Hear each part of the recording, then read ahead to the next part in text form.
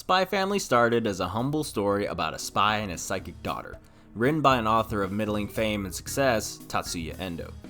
The first chapter dropped in March of 2019, and in the span of 5 years, the little manga that could has turned into a global powerhouse, raking in sales and merchandising contracts that other manga could only ever dream of achieving, and elevating Endo onto the same stage as some of his former co-workers, like Tatsuki Fujimoto of Chainsaw Man and Hell's Paradise's Yuji Kaku.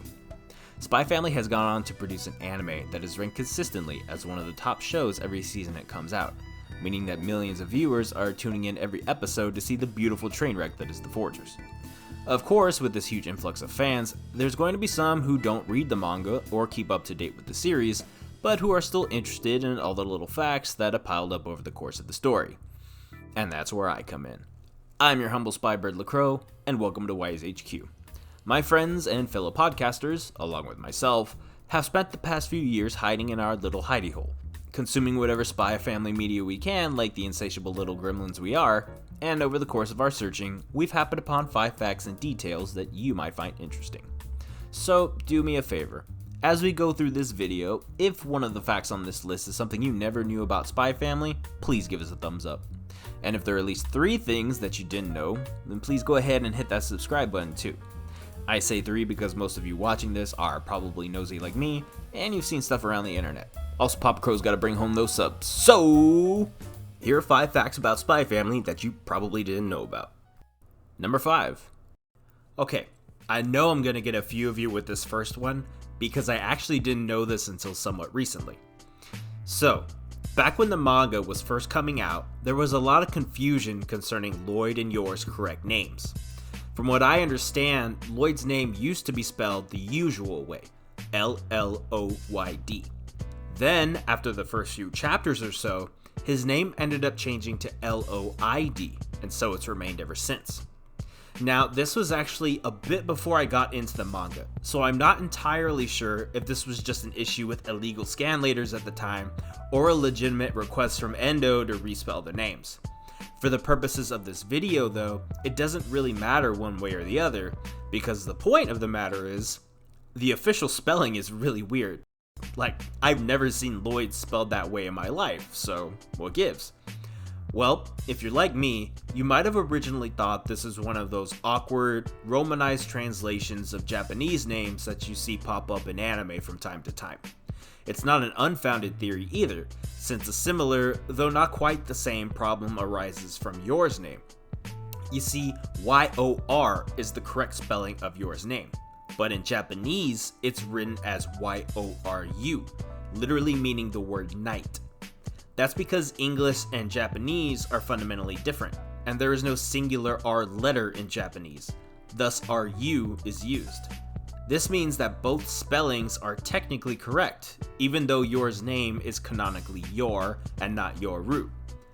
Now, this is just what I can gather through research. Obviously, I'm not fluent in Japanese, so if anyone watching this can correct me if I'm wrong, that'd be very much appreciated. Anyway, back to Lloyd. His name isn't actually a spelling error.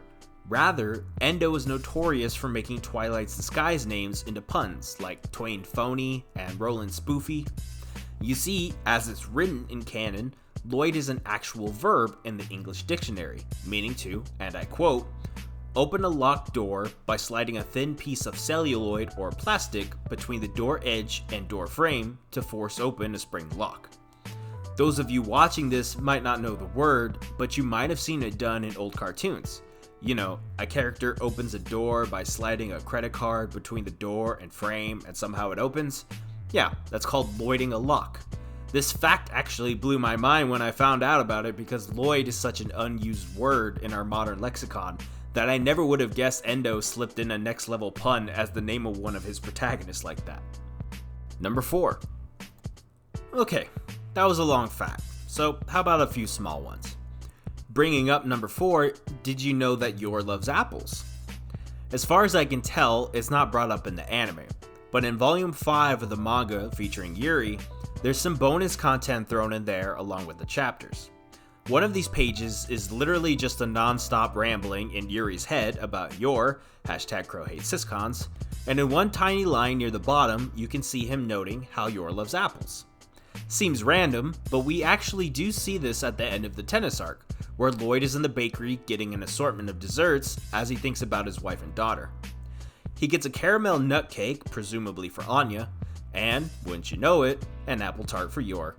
Such a sweet gesture, were it not for the fact that dessert was just a half-ass apology for Fiona trying to home wreck and challenging Yor to a tennis match. You're gonna have to try harder than that, my dude. Kiss your wife for the mission, Lloyd.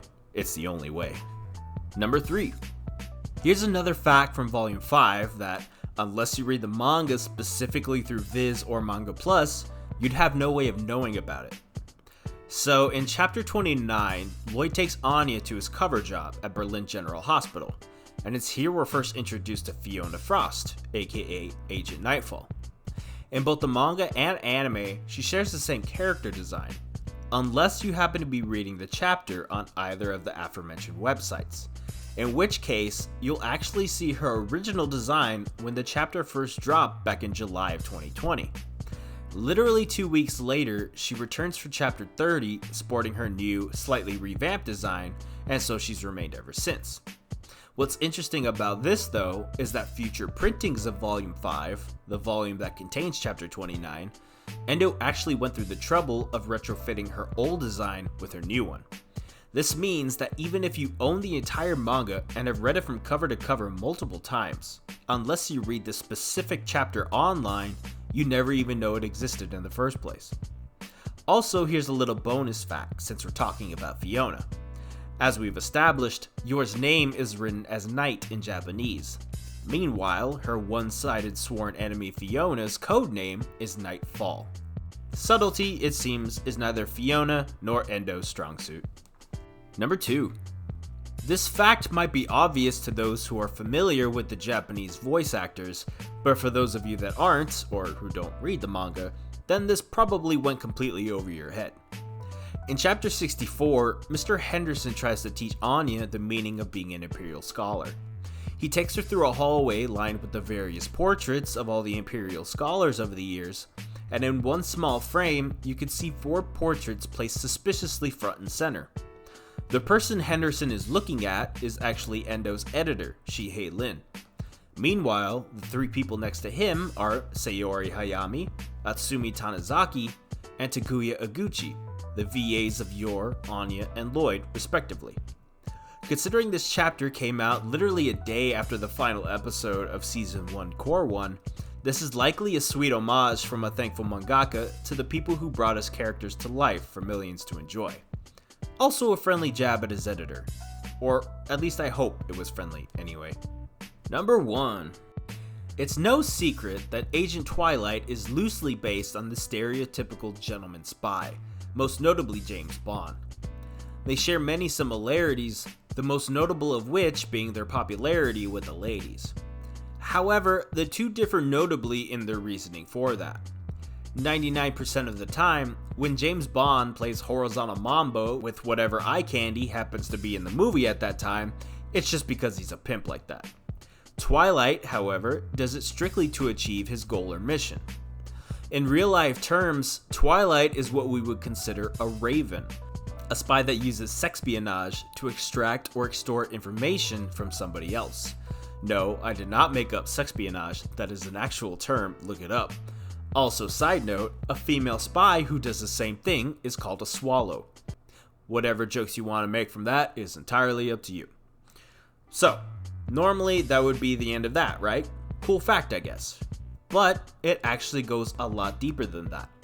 The fact that Westalis and Ostania are based on Germany actually adds another layer to this, because in 1960s Cold War Germany, there were a group of spies who were specifically trained in being ravens. Their propensity for the art was such that they were instead referred to as Romeos, and their marks were called Juliets. They were extremely effective at what they did, so much so that they lasted all the way into the fall of the Berlin Wall in 1989. Now you're probably thinking to yourself at this point, okay, so Twilight is a Romeo, but how does Yuri fit into this? Well, Romeos were actually utilized by the East German Stasi to obtain state secrets from West German secretary women.